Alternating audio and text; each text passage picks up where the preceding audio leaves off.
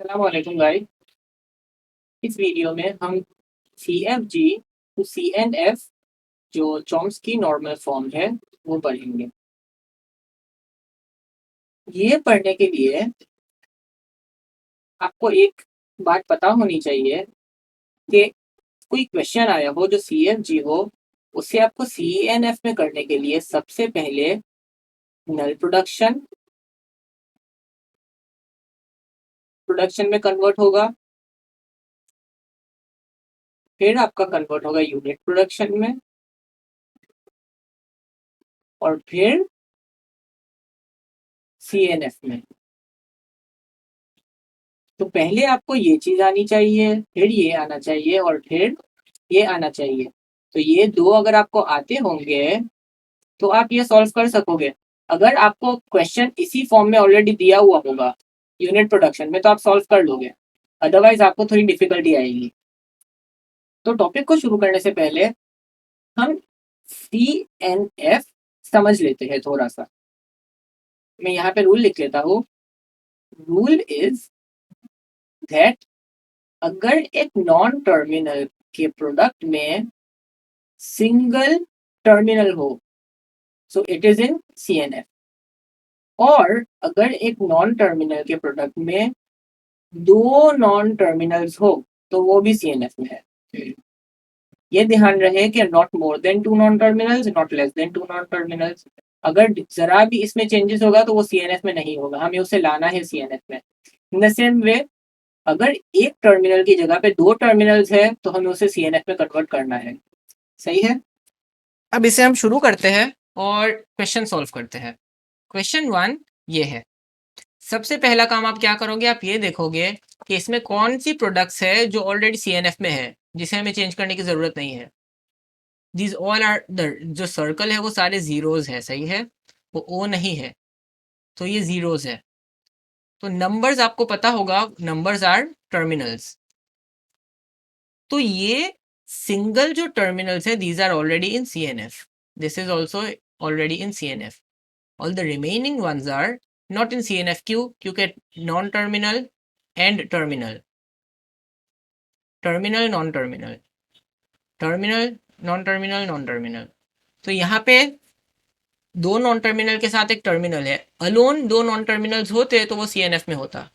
यहाँ पे अगर अलोन टर्मिनल होता तो वो CNF में होता, मगर वो कॉम्बिनेशन में है। तो these all are not in CNF, only these two are in CNF।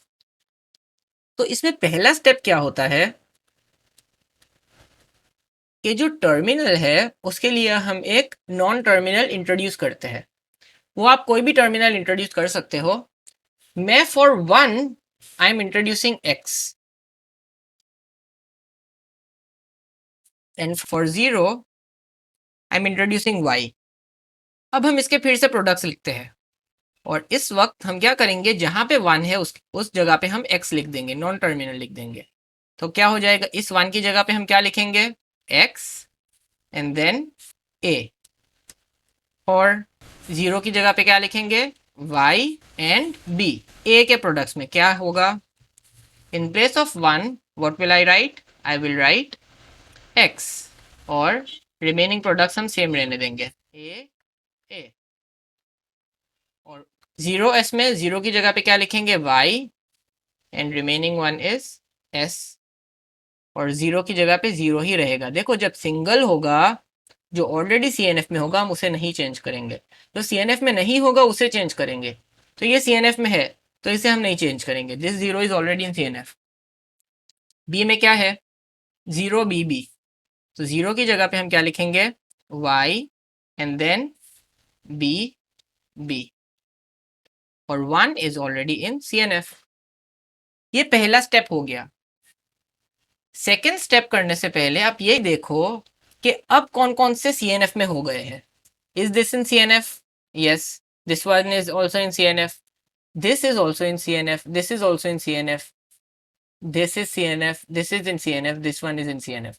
क्योंकि दो नॉन टर्मिनल साथ है, दो नॉन टर्मिनल साथ है, तो ये सारे CNF में है according to the rule. But तीन नॉन टर्मिनल्स जब साथ होते हैं तो that is not in CNF। तीन नॉन टर्मिनल जब साथ हो तो उसे सॉल्व करने के लिए हम क्या करते हैं, जो लास्ट दो नॉन टर्मिनल्स है उसकी जगह पे हम एक सिंगल नॉन टर्मिनल इंट्रोड्यूस करते हैं। फिर से रिपीट करता हूं, जब तीन नॉन टर्मिनल्स हो तो हमें पता है कि वो CNF में नहीं है। हम क्या करते हैं, उस तीन नॉन टर्मिनल्स में से जो लास्ट दो नॉन टर्मिनल्स है उसकी जगह पे हम एक न्यू नॉन टर्मिनल इंट्रोड्यूस करते हैं। तो मैं कहता हूं पहले तो हम जो ऑलरेडी इसमें है उसे हम लिख देते हैं, 1 y is has the product 0 और फॉर ए अब मुझे ए की जगह पे एक नया नॉन टर्मिनल इंट्रोड्यूस करना है। आप कुछ भी कर सकते हो, कोई भी इंट्रोड्यूस कर सकते हो, मैं R1 इंट्रोड्यूस कर रहा हूं। R1 is A and R2 is BB। अब फिर से सिंपल हो गया, अब बहुत इजीली आप कर सकोगे। S के प्रोडक्ट्स में क्या है, XA एंड YB। A के प्रोडक्ट्स में क्या है, AX and instead of A what am I going to write, A की जगह पे क्या लिखेंगे, R1। अब y s remains the same, 0 remains the same। b में हम क्या करेंगे, y को वैसे ही रहने देंगे मगर b की जगह पे क्या लिखेंगे, R2 और बाकी रिमेनिंग सेम ही रहेगा 1। So this is our solution. एक और क्वेश्चन करते हैं, उससे होपफुली आपको बिल्कुल ही अच्छा समझ आ जाएगा। ये टॉपिक करने के लिए आप ये ध्यान रखना कि आपको टर्मिनल्स नॉन टर्मिनल्स का अच्छा कॉन्सेप्ट हो, तो आप इजीली कर सकोगे। आपको कैपिटल लेटर पता हो कि this is a non terminal, small letters are terminals. तो अब मैं इसको सॉल्व करना स्टार्ट करता हूँ। सबसे पहला क्या था, हम ये देखेंगे कौन कौन से ऑलरेडी CNF में है। This one is in CNF, this one is in CNF। जो CNF में नहीं है तो उसके लिए स्टेप वन में हम क्या करते थे, टर्मिनल्स के लिए नॉन टर्मिनल इंट्रोड्यूस करेंगे। तो ए के लिए हम क्या इंट्रोड्यूस करते हैं, कैपिटल ए कर देते हैं, ईजी रहेगा। बी, स्मॉल बी के लिए हम इंट्रोड्यूस करते हैं कैपिटल बी को।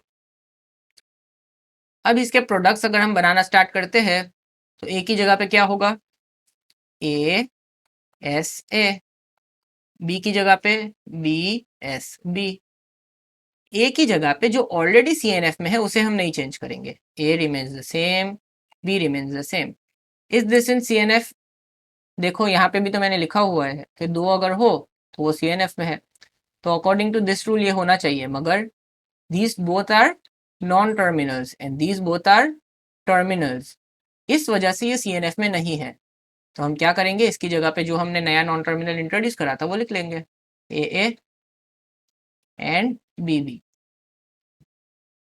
सेकेंड स्टेप क्या था, before second step we'll see which one are terminal now, oh sorry, which one are in CNF now। A B AA BB are already in CNF। तो अब हम इसको नहीं चेंज करेंगे, इसके लिए हम कुछ और इंट्रोड्यूस करेंगे। रूल क्या था, for last two non terminals we introduce a new single non terminal. तो क्या करेंगे स्टेप टू में, ए के लिए तो ऐसे ही था, ए बी हैज बी, और मैं इस लास्ट टू नॉन टर्मिनल्स के लिए एक नया वेरिएबल इंट्रोड्यूस करता हूं जो है R1 which is SA and R2 which is SB।